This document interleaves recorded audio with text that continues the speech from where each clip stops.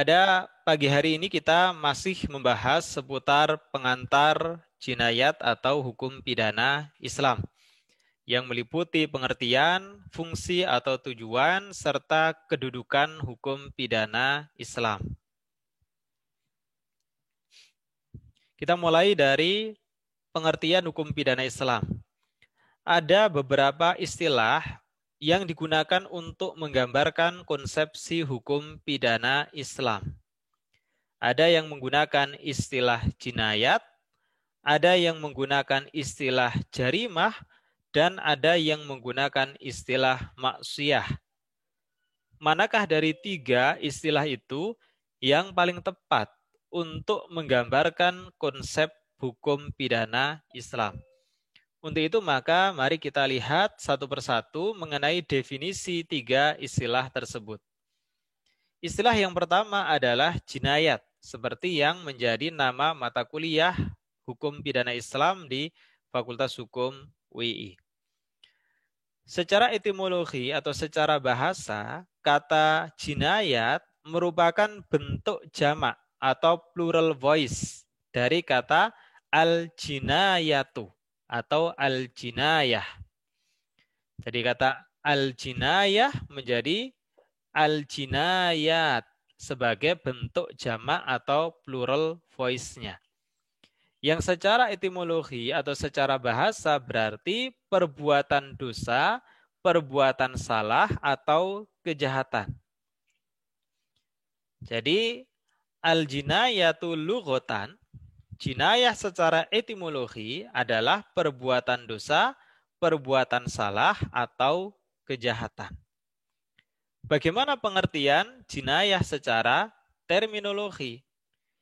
Definisi yang paling masyhur terkait dengan jinayat ini adalah disebutkan al-jinayatu atau jinayah ismun li fi'lin muharramin syar'an sawa'an waqa'al fi'lu ala nafsin au malin au ghairi dzalik.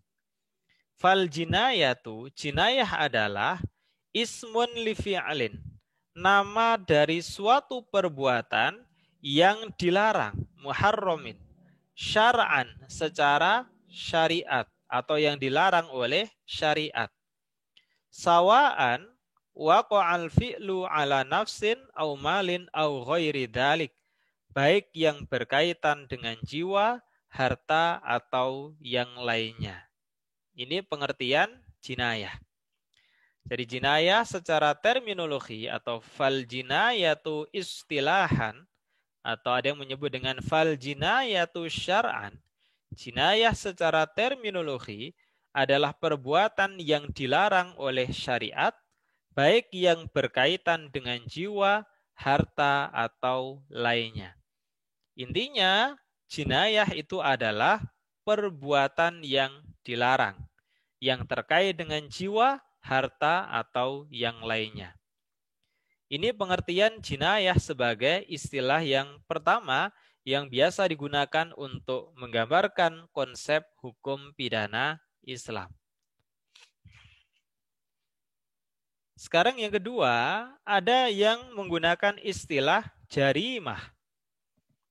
Secara bahasa atau secara etimologi, kata al-jarimatu merupakan bentuk masdar. Masdar itu adalah kata kerja yang dibendakan.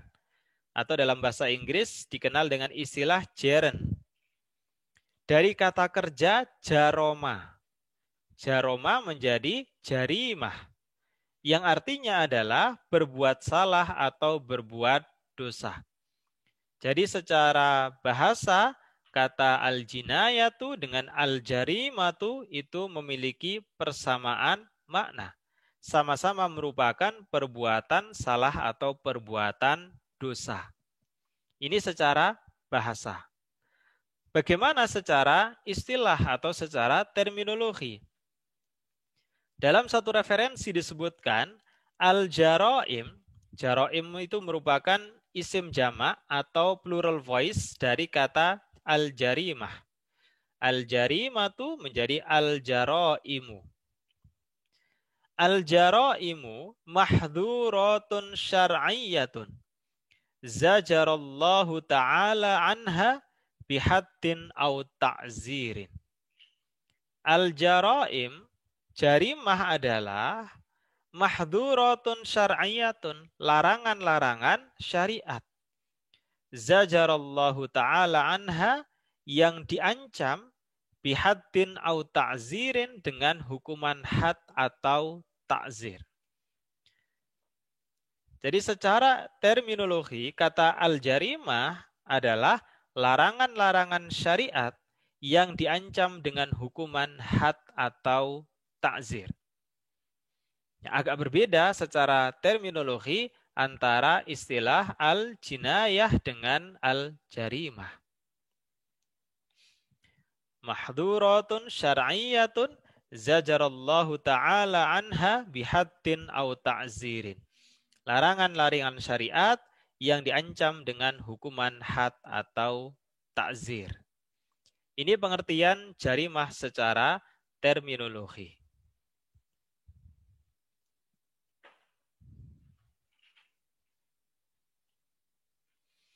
Nah, istilah yang ketiga yang seringkali digunakan adalah al-ma'siyah, atau kemudian diadopsi dalam bahasa Indonesia menjadi maksiat. Itu dari bahasa Arab al-ma'siyah. Secara bahasa atau secara etimologi, al-ma'siyah ini merupakan bentuk masdar atau tadi kata kerja yang dibendakan. Dari kata kerja aso, yang berarti menentang, mengabaikan, atau kejahatan. Jadi secara bahasa, baik jinayah, jarimah maupun maksiyah memiliki arti yang mirip, yang sama-sama artinya adalah perbuatan salah, perbuatan dosa, atau kejahatan. Yang membedakan adalah pengertian secara terminologi atau secara istilah. Secara terminologi atau secara istilah disebutkan al-ma'asi. Al-ma'asi merupakan isim jamak atau plural voice dari kata al-ma'siyah.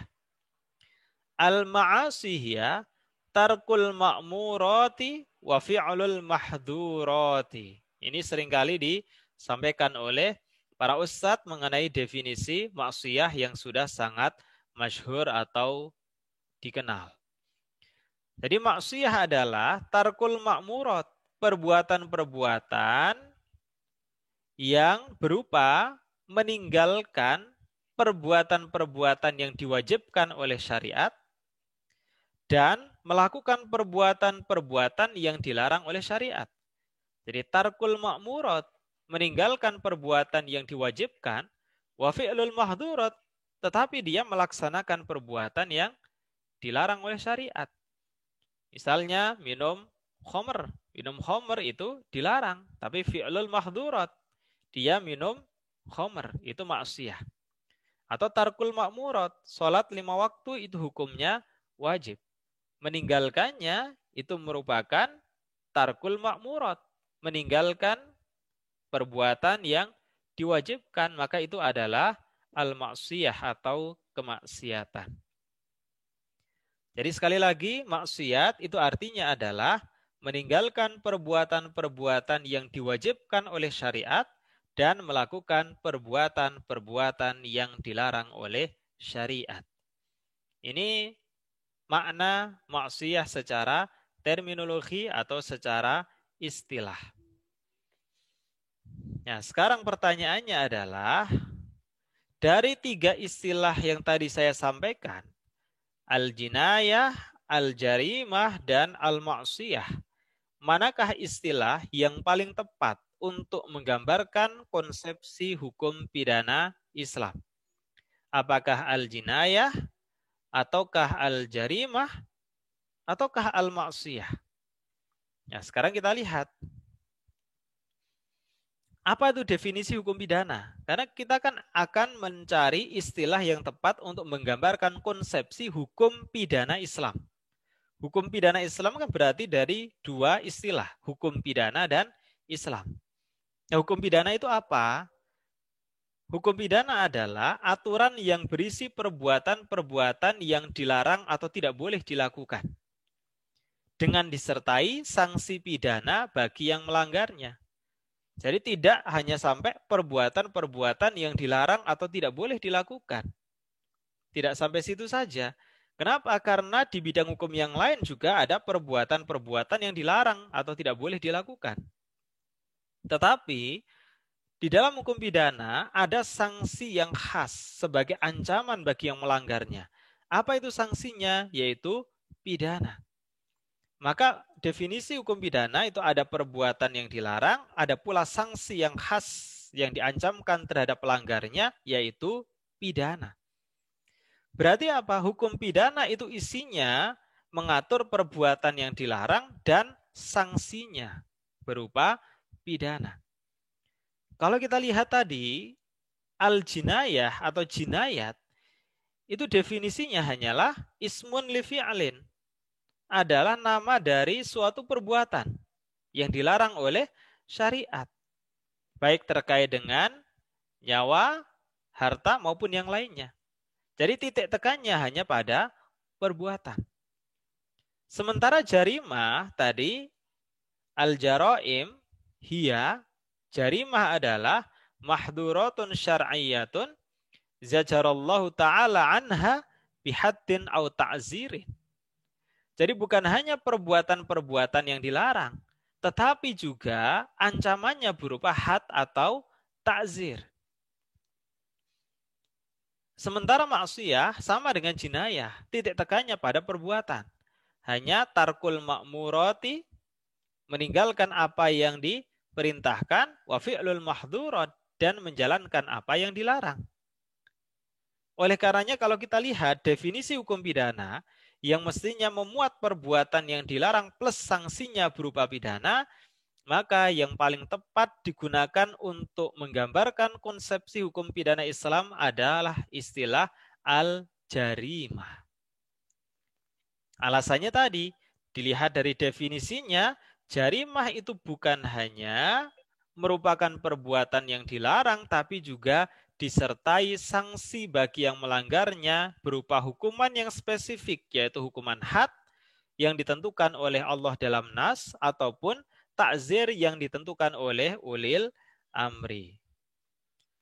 Jadi secara akademis, istilah yang paling tepat yang digunakan untuk menggambarkan konsepsi hukum pidana Islam adalah istilah al-jarimah.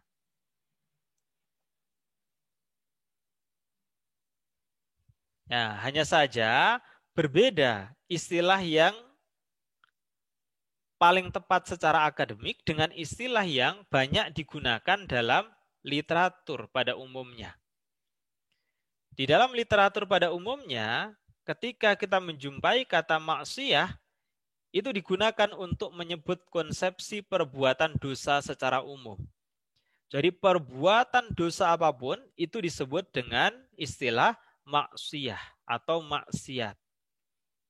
Sementara jinayat ini digunakan untuk menyebut konsepsi hukum pidana Islam. Maka buku-buku yang membahas hukum pidana Islam itu judulnya adalah fikih jinayat atau jinayat, bukan jarimah. Lantas jarimah digunakan untuk menyebut apa? Di dalam literatur pada umumnya, jarimah digunakan untuk menyebut konsepsi tindak pidana dalam hukum pidana Islam. Maka ada jarimah sarikoh atau tindak pidana pencurian. Ada jarimah zina, tindak pidana zina. Ini istilah yang digunakan dalam literatur pada umumnya. Jadi maksiat digunakan untuk menyebut konsepsi perbuatan dosa secara umum.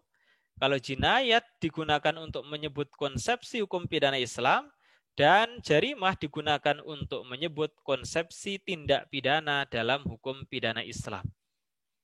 Jadi dalam mata kuliah jinayat ini, yang akan kita pakai adalah istilah yang biasa dipakai dalam literatur pada umumnya.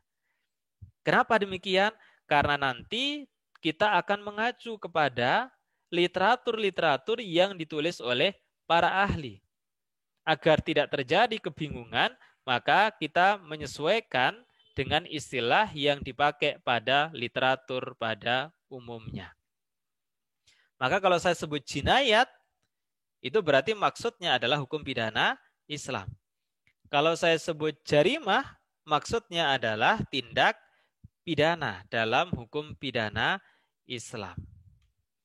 Ini terkait dengan peristilahan untuk menggambarkan konsepsi hukum pidana Islam. Kita lanjutkan ke tujuan atau urgensi mempelajari jinayat dalam konteks keindonesiaan. Agar kita tidak bingung atau tanpa arah ketika kita mempelajari jinayah. Apa tujuan atau urgensi mempelajari jinayah dalam konteks keindonesiaan? Permasalahannya, Indonesia ini bukan negara agama Islam. Dan realitas agama masyarakatnya bersifat heterogen. Meskipun mayoritas penduduknya beragama Islam. Jadi Indonesia itu bukan Islamic State. Indonesia bukan merupakan negara Islam. Indonesia bukan pula merupakan secular state atau negara sekuler yang memisahkan antara agama dengan kehidupan bernegara.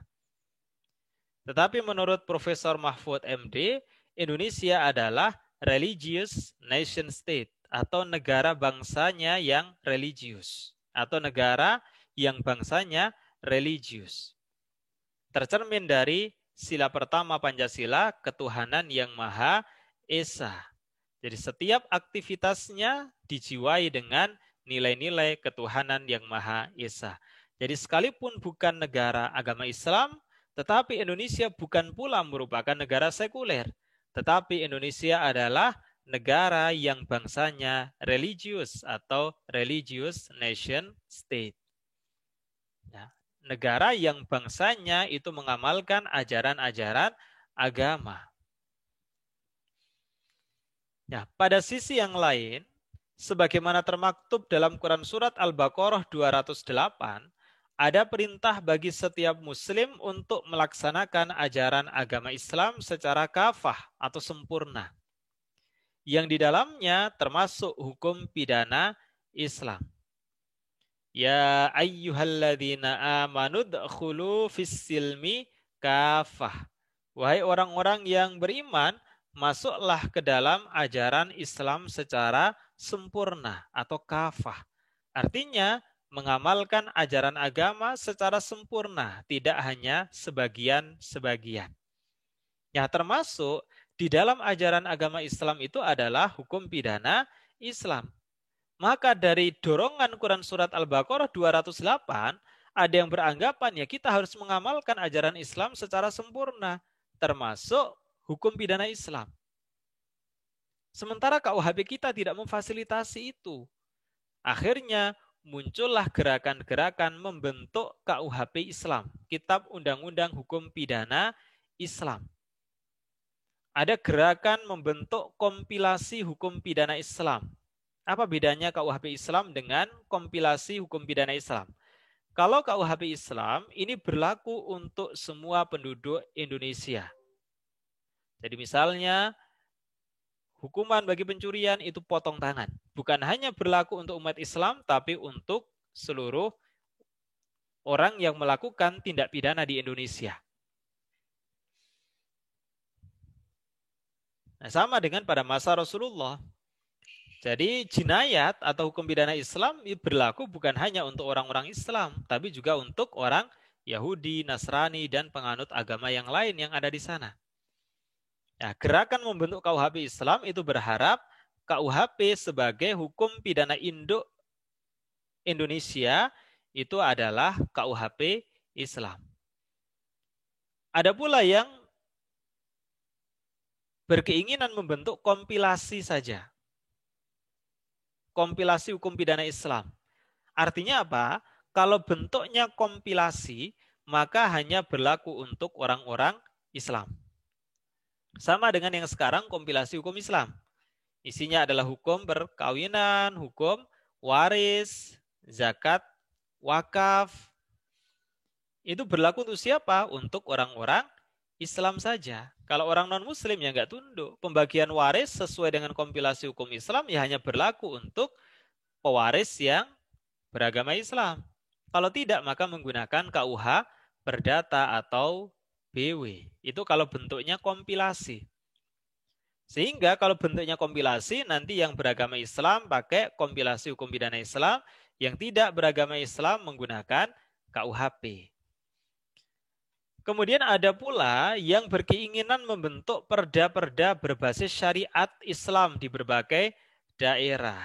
Nah, sekarang sudah banyak sekali bermunculan perda-perda berbasis syariat Islam di berbagai daerah, terutama untuk daerah-daerah yang kental dengan kebiasaan dalam mengamalkan ajaran Islam. Nah, kebanyakan itu ada di daerah Sumatera yang dikenal masyarakatnya itu religius. Di Minangkabau bahkan pepatah yang diikuti oleh masyarakat sampai dengan sekarang adalah adat bersendi syarak, syarak bersendi kitabullah. Adat itu bersendikan syariat, syariat itu bersendikan kitabullah. Yang munculnya KUHP, gerakan membentuk KUHP Islam, kompilasi hukum pidana Islam, perda-perda berbasis syariat Islam di berbagai daerah, ini merupakan dorongan dari Quran Surat Al-Baqarah ayat 208. Agar umat Islam dapat menjalankan ajaran agamanya secara kafah atau sempurna, yang termasuk di dalamnya adalah hukum pidana Islam. Ya, persoalannya hukum pidana Islam itu merupakan hukum publik. Beda dengan hukum perdata. Maka ada kompilasi karena hukum perdata. Karena hukum perdata itu mengikat kepada perseorangan. Sementara hukum pidana Islam itu merupakan hukum publik yang pemberlakuannya bersifat umum, baik untuk muslim maupun non-muslim. Kalau hukum perdata, sejak dulu zaman Rasulullah, orang Yahudi, Nasrani, itu menikah ya dengan cara agama mereka. Tidak dipaksakan harus sesuai dengan ajaran Islam. Tapi kalau jinayat, itu hukum publik. Mereka pun harus mentaati jinayat atau hukum pidana Islam. Jadi tidak melihat pada agamanya. Sementara pasal 29 ayat 2 Undang-Undang Dasar 45 menyatakan bahwa negara menjamin kemerdekaan tiap-tiap penduduk untuk memeluk agamanya masing-masing dan untuk beribadah menurut agama dan kepercayaannya. Ada yang memaknai dengan adanya pasal 29 ayat 2 ini, tidak boleh ada yang memaksakan orang lain untuk menjalankan hukum agamanya. Tidak boleh memaksakan orang non-muslim untuk menjalankan hukum agama Islam. Ini pasal 29 ayat 2 ada yang memaknai demikian. Ya, lantas kemudian apa tujuan atau urgensi seorang muslim di Indonesia mempelajari jinayat? Padahal jinayat ini terkesan tidak applicable, merupakan ius constituendum. Beda kan dengan muamalat, beda dengan munakahat, beda dengan mawaris, yang semuanya itu sudah menjadi ius constitutum, hukum positif Indonesia yang berlaku bagi umat Islam. Sementara kalau jinayat itu belum berlaku, sehingga menjadi ius constituendum, hukum yang masih dalam alam idealita, hukum yang masih dicita-citakan untuk memberlakuannya di Indonesia. Karena belum menjadi hukum positif, menjadi pertanyaan. Terus apa tujuan atau urgensi kita mempelajari jinayat? Wong jinayat belum menjadi hukum positif di Indonesia. Jinayat masih sebatas menjadi hukum yang dicita-citakan. Ius constituendum. Nah, ada tujuannya. Untuk apa kita mempelajari jinayat, khususnya untuk mahasiswa di Fakultas Hukum? Apa tujuan atau urgensinya? Yang pertama adalah tujuan atau urgensi secara akademis. Apa tujuan atau urgensi mempelajari jinayat secara akademis? Tujuan mempelajari hukum pidana Islam adalah untuk menemukan nilai, asas, atau prinsip hukum pidana Islam sebagai bahan dalam pembaharuan hukum pidana yang saat ini masih berlangsung. Jadi sekarang ini sedang berlangsung pembaharuan hukum pidana untuk menggantikan KUHP warisan kolonial Belanda. Ada 2 buku dalam rancangan Undang-Undang KUHP. Buku pertama tentang aturan umum, buku kedua tentang tindak pidana. Yang buku ke-1 itu sudah selesai dibahas. Sekarang sedang dilanjutkan pembahasan buku kedua. Ini kesempatan bagi umat Islam untuk memasukkan nilai asas atau prinsip hukum pidana Islam ke dalam RUU KUHP. Nah, ada contohnya. Keberhasilan sarjana hukum memasukkan nilai asas atau prinsip hukum pidana Islam dalam RUU KUHP. Nah, contohnya adalah dalam RUU KUHP dilakukan perluasan delik perzinahan. Sekarang, perzinahan yang merupakan kejahatan adalah perzinahan yang dilakukan oleh laki-laki dan perempuan yang salah satu atau keduanya sudah terikat hubungan perkawinan dengan orang lain atau terjadi perselingkuhan. Tetapi kalau tidak, dua-duanya belum terikat hubungan perkawinan, berarti perjaka dengan perawan, maka itu bukan merupakan kejahatan. Nah, kelihatan sekali filsafat yang digunakan adalah filsafat barat yang individualistik, liberalistik. Apa ajarannya? Menurut filsafat barat yang individualistik, liberalistik, perbuatan yang tidak merugikan orang lain atau perbuatan yang tidak harm to other tidak boleh dikriminalisasi. Atau negara tidak boleh ikut campur terhadap urusan warga negara sepanjang tidak ada orang lain yang dirugikan.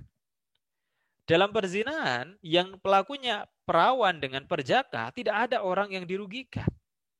Beda dengan perzinahan yang dilakukan oleh seseorang yang sudah terikat hubungan perkawinan. Ada yang menjadi korban perselingkuhan. Itu saja, kalau korbannya keberatan, baru bisa mengadukan dan dilakukan penuntutan, karena itu merupakan delik aduan. Tapi kalau tidak, ya tidak. Asumsinya tidak ada korban yang dirugikan. Nah, tetapi kita berhasil memasukkan perzinahan yang dilakukan oleh orang yang tidak terikat hubungan perkawinan sebagai kejahatan atau tindak pidana. Kalau dalam jinayat disebut dengan zina ghairu muhsan. Apa bunyi pasalnya? Setiap orang yang melakukan persetubuhan dengan orang yang bukan suami atau istrinya dipidana karena perzinahan. Berarti apa? Dilakukan perluasan terhadap perzinahan, bukan hanya zina muhson kalau dalam jinayat, zina yang dilakukan oleh orang yang sudah terikat hubungan perkawinan, tapi termasuk juga zina ghairu muhson atau zina yang dilakukan oleh dua orang yang sama-sama belum terikat hubungan perkawinan dengan orang lain. Sekalipun dari segi sanksinya masih ringan, tapi paling tidak ya bertahap lah. Yang penting perbuatan yang dilarang itu sudah masuk. Dari mana pasal ini bisa masuk? Ya dari hasil perjuangan para sarjana hukum yang punya konsen terhadap perjuangan memasukkan nilai asas atau prinsip jinayat dalam hukum pidana Indonesia.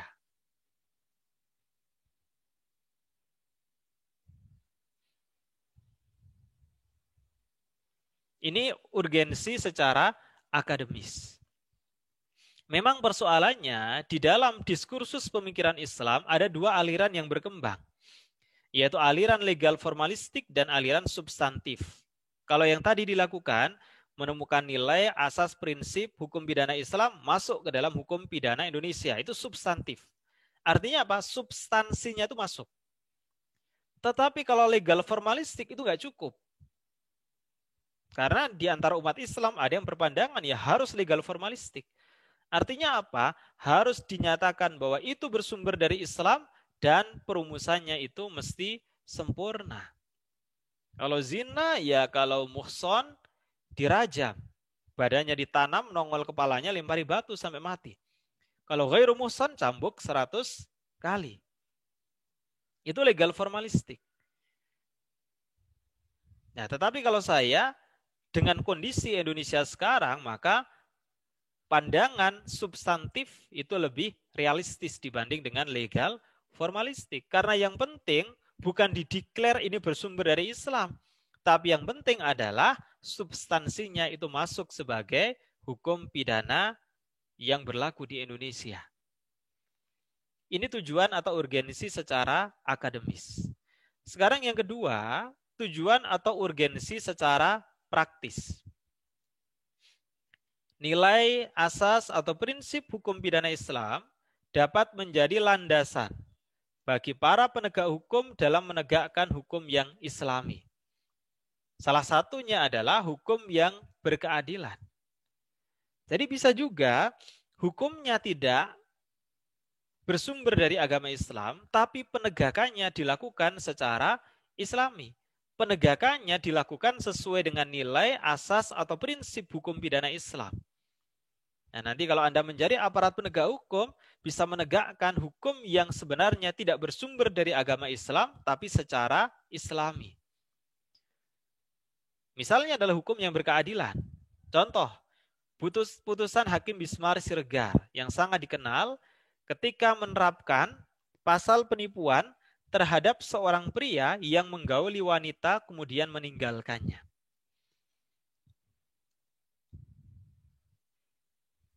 Ya. Kasusnya dalam putusan Pengadilan Tinggi Medan nomor 144 tahun 83. Ketika itu hakimnya adalah Bismar Siregar. Kasusnya ada seorang lelaki bernama mertua Raja Sidabutar. Dia berjanji akan menikahi seorang gadis setelah ia melakukan hubungan seksual. Jadi sang gadis tadi diajak berhubungan seksual mau. Karena mertua Raja Sidabutar berjanji akan menikahi gadis tersebut. Tapi setelah terjadi hubungan seksual, mertua Raja Sidabutar ingkar janji. Sehingga sang gadis tersebut merasa kecewa dan merasa ditipu karena kabur. Sementara kehormatan dia sudah direnggut oleh mertua Raja Sidabutar. Jaksa penuntut umum kemudian menuntut dengan beberapa pasal. Salah satunya adalah pasal 378 KUHP tentang penipuan. Padahal di dalam delik penipuan itu harus ada akibat yang ditimbulkan dari tipu muslihat yang dilakukan oleh seseorang. Apa akibat yang harus timbul? Akibat yang harus timbul adalah korbannya sudah menyerahkan barang tertentu atau menghapuskan piutang. Jadi yang digarisbawahi dalam kasus ini adalah harus sudah timbul akibat berupa penyerahan barang. Jadi tidak cukup ada tipu muslihat atau menggunakan identitas palsu, nama palsu, tapi belum ada akibatnya. Ini belum penipuan. Jadi kalau ada yang menawarkan ini handphone original padahal second. Padahal KW. Kalau belum ada yang membeli, ini belum penipuan. Tapi begitu sudah ada yang membeli, berarti sudah ada yang menyerahkan barang. Dalam rumusan deliknya adalah menyerahkan barang. Orang membeli, berarti sudah terjadi penipuan. Ya dalam kasus ini, tipu muslihat sudah ada. Karena mertua Raja Sidabutar berbohong. Dia menggunakan bujuk rayu. Sehingga sang gadis terbujuk untuk melakukan hubungan seksual. Tetapi kemudian kabur. Majelis hakim menjatuhkan pidana berdasarkan pasal 378 KUHP.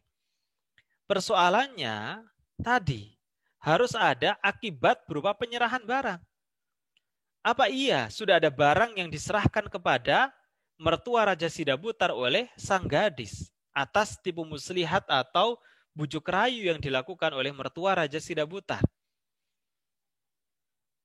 Ya, Bismar Siregar dalam putusannya menggunakan analogi. Jadi dia menganalogikan keperawanan dengan barang. Artinya apa? Pasal 378 KUHP sudah terpenuhi. Kenapa? Karena si perempuan telah menyerahkan barangnya berupa keperawanan.